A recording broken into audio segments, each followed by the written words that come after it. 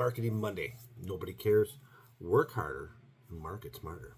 So you can be the best in your industry, but if nobody knows about you, you don't have a business. You have a secret. So hard work gets you results. Smart marketing gets you attention. But in all of this, consistency gets you paid. So in this three-part kind of checklist, just focus your Monday.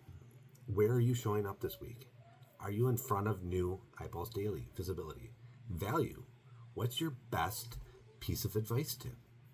Transformation story you can share today? Is there something out there that you can share with somebody to get their attention? Is your content speaking directly to your ideal customer?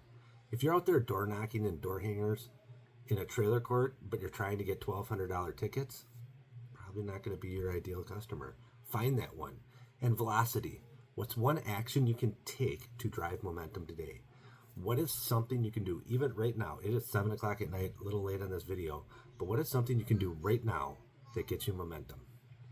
So here's the quote of the day. The only people who complain about marketing are the ones who don't do it consistently.